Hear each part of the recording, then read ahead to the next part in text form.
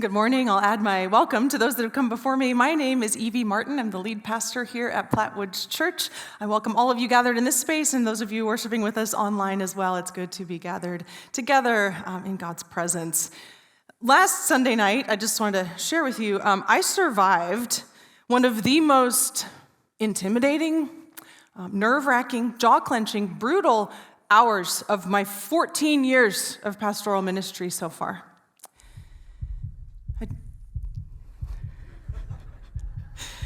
I doubted everything I ever learned in seminary. I questioned every leadership decision I've ever made. I second-guessed my own ability to speak words. My heart rate was through the roof. I sweat all the way through my shirt, and I couldn't see straight for the better part of the last 30 minutes. Last Sunday night, I was the special guest for Plattwoods students' middle school event, Ask the Pastor. I truly thought I might die. Or at least curl up in the fetal position under a chair before it was all over. But neither of those things happened because our students are amazing.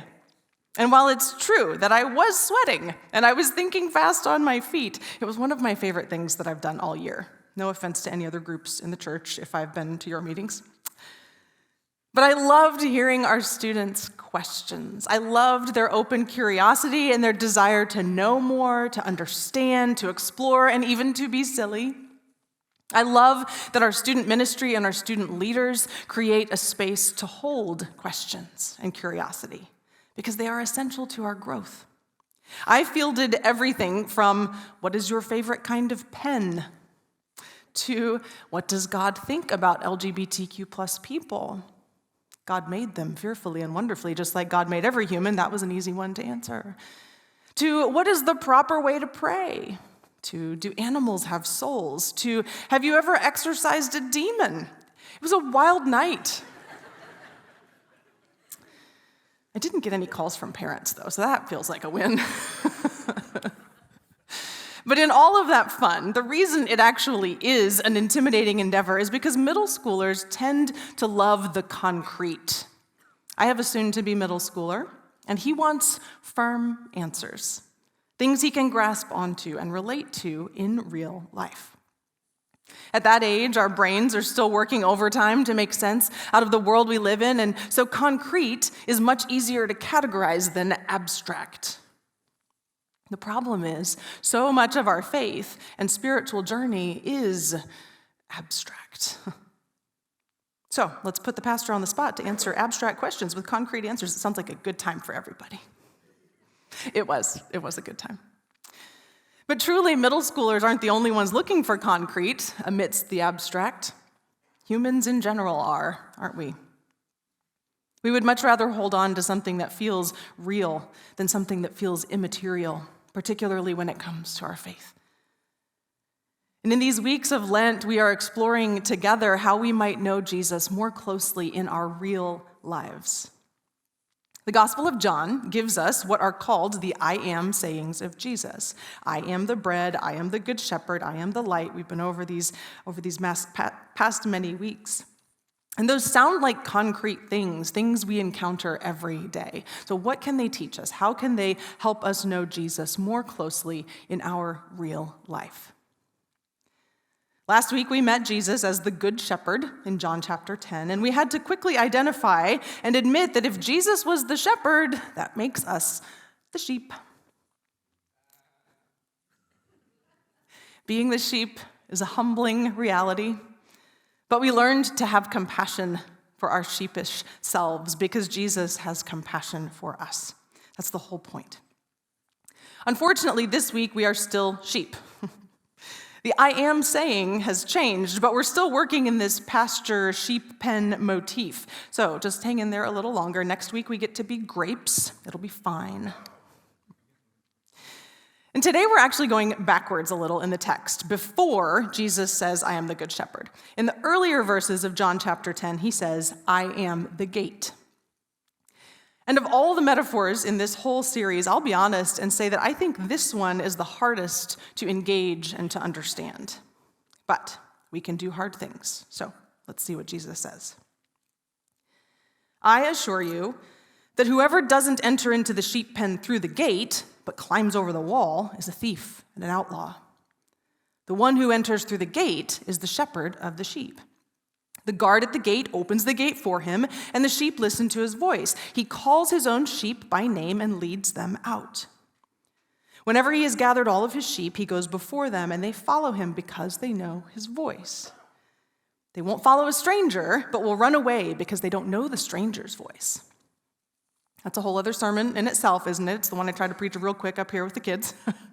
That deep need and the hardwiring we have to respond to the voices that know us to our very core. That's Jesus knowing us. And in life and in faith, we are learning together to recognize his voice over and against the stranger's voices because he's the one we trust to lead us. But, going on, this is always a great clue in the Bible that something is going to be hard to grasp. Those who heard Jesus use this analogy didn't understand what he was saying. Fantastic. They didn't understand. So it seems there's going to be some grace for us if we don't either. So Jesus spoke again. I assure you that I am the gate of the sheep. All who came before me were thieves and outlaws, but the sheep didn't listen to them. I am the gate. Whoever enters through me will be saved. They will come in and go out and find pasture. The thief enters only to steal, kill, and destroy. I came so that they could have life, indeed, so that they could live life to the fullest. I'd be interested to know what your experience is with gates. For me, as I reflected back on gates in my real life, I realized that almost without exception, they were tricky gates. When I was a kid, it was my job to jump out of the car as we pulled into the driveway to manually open the gate that went to the backyard so that we could pull around to the garage. That was how most of the houses in our 1980s subdivision in North Texas were designed. The garages were on the back, and so to drive around into the driveway. But the gate was metal and long. It was kind of like that, although not quite as nice. Over time, the weight of it began to make it drag on one end, and it would scrape along the concrete of the driveway, so you had to hoist it up as you walked it across and latched it open. It was a headache, and eventually we just stopped doing that and just left it open for years and years. And then the gate on the other side of the house, the wooden one, was part of the fence, had similar alignment issues. So as the ground shifted or settled, as the weather changed, the wood would expand and tighten, and you had to use your full body weight to pull it far enough away to get it to open. My dad was constantly having to go fiddle with these things and adjust them so they would still be functional. My last house in St. Louis had a gate on the side fence that was basically worthless. The latch was sort of hanging on by one screw. You had to hold up the side to align it and then get it open from the inside. It was either impossible to open, or it would just blow open randomly in the wind, leaving the backyard open to any and all visitors. On top of that, there was an enormous gap between the bottom of the gate and the ground, allowing Willie the woodchuck to come and go as he pleased, unhindered entirely by the thing that was intended to keep him out. For whatever reason, every gate in my life so far has come with special instructions. If I have to tell a neighbor or a guest how to open it, it includes descriptions of amount of force necessary, 2 hands required, how to lift up the bottom with your foot to get it to latch, how to hold your tongue just right to make it work, or some other nonsense. I've had a lifetime of tricky gates. Anyone else? It's just me. Just had a lot of weird gates in my life.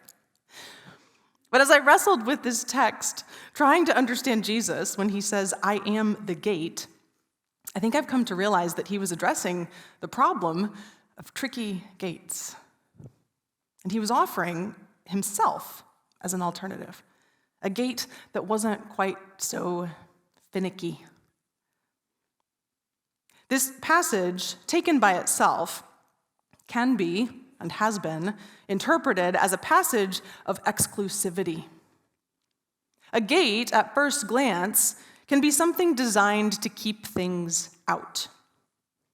On its own, it can sound like Jesus is saying only the select or lucky few sheep that find their way to him or know how to jiggle the gate handle or hold their tongue just right or that he likes and tolerates can gain access to the safety of the pen on the other side.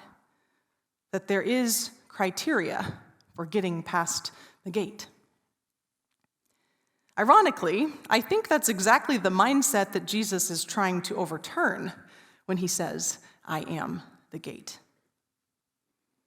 And to understand this better, we need to back up even farther, a whole chapter, to chapter 9, John chapter 9.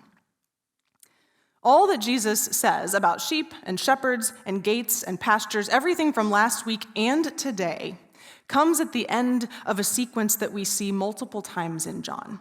It's a literary pattern that scholars name as sign, dialogue, discourse. Sign, dialogue, discourse. The next time you read the whole Gospel of John, as you do, you can look for this pattern in other places. We read about Jesus performing a miracle, or John calls them signs. He doesn't call them miracles. Jesus performing a sign, and then there is dialogue about it among the disciples, the Pharisees, the bystanders, all the people trying to make sense out of what they've just witnessed. And then finally, there is discourse. Jesus talks about what he has done and tries to teach the people. So all of this sheepy stuff that we've been talking about is all a part of that discourse stage at the end. Jesus is teaching in response to some dialogue that has happened just prior, which is in response to some event, a sign, or a miracle that he has done, which put the whole thing in motion. So in this particular case, all of chapter 9 is what sets the ball in motion. Jesus has healed a blind man. That's the sign. And there are a few incidents of him doing this in the Gospels, but this is the weird one. You might remember where he spits on the ground and he makes some mud and then he puts it on the man's eyes and the man can see. You remember that one? And what follows is a lengthy sequence of conversations. His neighbors want to know what has happened. He explains, but no one really understands. The Pharisees, the religious leaders, have all kinds of questions for him, and he fails to answer to their satisfaction. The Jewish leaders go and talk to his parents, and then they go and they talk to him. His story doesn't add up because it doesn't align with their understanding of how God and the world work. And so they expel the man from the synagogue once again. He hadn't been allowed there to begin with because he was blind. You see, everyone involved in this part of the story, of the dialogue part, was operating under the shared belief that this man's blindness was a result of sin. That was their worldview, how they understood things to work. No one knew exactly how it was connected, either his parents' sin because he was born that way, or maybe it was his own sin. So the topic of discussion was entirely centered on sin, on what was wrong with this man. And now that he could see, somehow in their worldview, that must mean that his sin was gone too. So no one knew what to make of this, much less what to make of Jesus, who was apparently responsible both for the sight restoration and the sin removal situation. He has caused quite the commotion. A man who had always been on the outside, expelled from community, from family, from religious life, because everyone agreed and believed that he should be on the outside, is now suddenly coming in. No one knows what to do with him. Jesus has helped him and brought him near, and the religious community questions his identity, even though he has told them who he is. But he doesn't fit in their boxes for righteousness, and so they kick him out again. And it's in that moment that Jesus starts talking about the sheep pen. The sheep who know the shepherd's voice, remember, he's talking about a blind man who up until moments before couldn't see but could only hear. And Jesus is talking about all the sheep who know they're supposed to be in his fold. But there are people coming into the pen trying to mess things up and kick sheep out and lead them astray, expelling them. The gate is the way that the sheep go in and out, but there are thieves trying to go around the gate, trying to make the gate trickier than it is, trying to tell some of the sheep that they can't come in the pen, the blind man being the case in point. The blind man doesn't belong in the synagogue or in the community for a whole host of reasons. He has not been allowed through the tricky gate that has been fashioned by those who are not the Good Shepherd.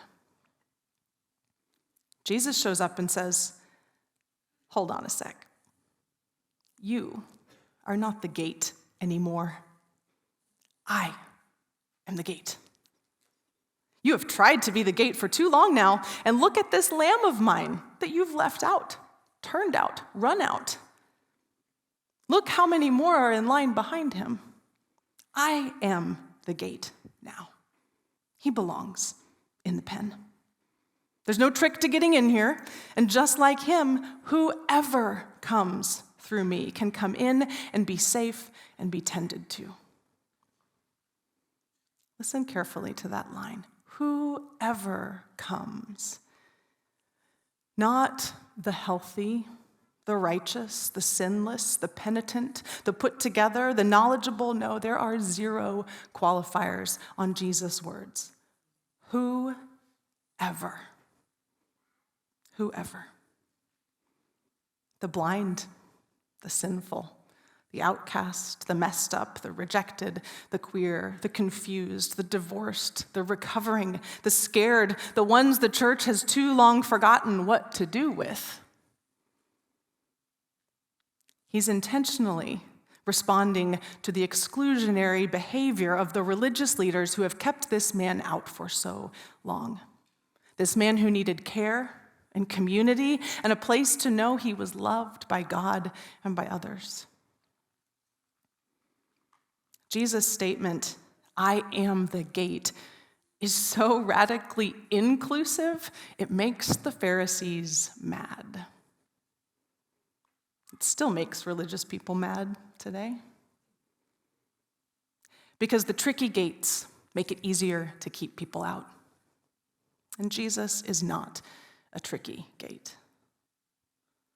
Whoever comes through me will be saved. And what was the salvation the blind man received? He received sight, and he received the wholeness of being welcomed into a pen where he fully belonged. Inside the pen is a place of protection, a place of warmth with other sheep, a place we are not alone. Salvation in Jesus, the gate, is restoration and welcome into community. But did you notice what Jesus said next? A gate doesn't just swing one way. A gate that does that is nothing more than a prison entrance. No, Jesus says they will come in and go out and find pasture. The sheep who need a safe place to belong find in Jesus as the gate not only restoration and healing of their wounds, but then also the freedom to go back out and into the lush, beautiful, abundant fields all around. They have safety and they have freedom in Jesus. He guides them to the very best parts of life, the grass that is delicious, the water that is clean and cool, the wide open meadows to run and leap and roll around in clover and whatever else it is that brings sheep deep joy. Jesus concludes this part of his teaching by summing it all up. The thief enters only to steal, kill, and destroy. I came so that they could have life. Indeed, so that they could live life to the fullest. These are the words that undergird our mission statement here at Plattwoods. Life to the fullest. We are inviting all people into full life together in Jesus Christ. That's our statement. It's a vision of the sheep pen that has Jesus as a gate, not a tricky gate. A gate that swings wide to bring all the misfits and the expelled and the people who were told they didn't belong into a place that feels like home. A gate that swings smooth to let us all run out together into a world that has beauty and goodness and lots of other sheep longing for the fullness of life too. I think sometimes we are guilty of trying to be the gate. Our world makes it easy to draw lines, to categorize, to make judgments about who's in and who's out, whether it's conscious or unconscious. And that's true beyond the church for sure, but we've let that tricky gate mindset creep into our spiritual communities. When we start to act like gates, let's hear Jesus' reminder, he is the gate. Whoever comes is embraced. And other times we are the sheep on the outside, the ones that got expelled, the ones who were told that the gate was there to keep us out. Probably not too many of you sitting in this room, because that kind of harm runs so deep that it's difficult to go near the gate of the church ever again. But if you're searching for home, summoning the courage to try again, needing a herd, longing for a place to belong, we want you to feel at home. Jesus is the gate for you, and whoever comes is embraced. And finally, if we are sitting here together today, we're most likely the smelly herd of sheep, jumbled together, trying to hear the shepherd's voice over the noise of the world. We know how to get to the gate, even if we feel like we stumble in and out of Jesus' love for us sometimes.